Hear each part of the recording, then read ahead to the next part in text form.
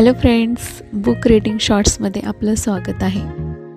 आज आपण divine timing या पुस्तकाचा सारांश पाहणार आहोत, ज्यात जीवन बदलणारी एक सुंदर शिकवण आहे. चला तर मग आपण पहिला चॅप्टर पाहूयात. पहिला चॅप्टर आहे ईश्वरीय वेळ म्हणजे काय. जीवन आपल्याला आपल्या वेळेनुसार नाही तर एक दैवी योजनेनुसार घडतं. ही अंकुराईला वेळ लागतो, तसेच आपले प्रयत्न फळ द्यायला योग्य क्षणाची वाट पाहावी लागते. म्हणजे ज्यावेळेस आपण बी जमिनीमध्ये पेरतो तर त्याला अंकुर फुटायला वेळ लागतो, तसंच काही घटना आपल्या आयुष्यात घडायला सुद्धा वेळ लागतात. हे पहिल्या चॅप्टरमध्ये सांगितलं आहे.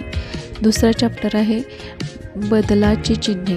म्हणजे जेव्हा आपण अडकलेलो असतो, एकटं वाटतं आपल्याला, तेव्हा खूप वेदना अनुभवतो. तेव्हा ते अपयश नसतं तर नव्या सुरुवातीची चाहूल असते. त्यावेळेस आपल्या आयुष्यात नवीन काहीतरी घडणार असतं. चॅप्टर 3 आहे विलंब ही शिक्षा नाही. म्हणजे एखाद्या गोष्टीला उशीर होतो किंवा ती गोष्ट आपल्या आयुष्यात उशिरा होते, तो प्रत्यक्षात आपल्याला मजबूत करण्यासाठी आलेली असते.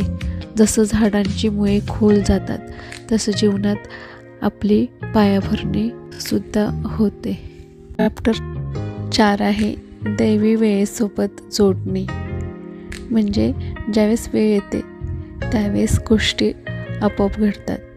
आपण जबरदस्ती करू नये. थोडा वेळ थांबायचा आहे, विश्वास ठेवायचा आहे, योग्य क्षणाची वाट बघायची आहे. आणि हीच खरी आत्मसमर्पणाची शक्ती असते.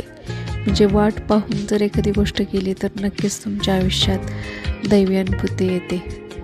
चॅप्टर 5 आहे तुटल्यानंतरची प्रगती. म्हणजे जेव्हा आयुष्यात तुटल्यासारखं वाटतं, ते जेव्हा आपल्याला एकटं वाटतं, तेव्हा खरी प्रगती सुरू होते. गमावणं म्हणजे मोठं काहीतरी मिळवण्यासाठी जागा मोकळी करणं असतं. म्हणजे तुटल्यानंतर काहीतरी चांगल्या गोष्टी आपल्या आयुष्यात घडू शकतात.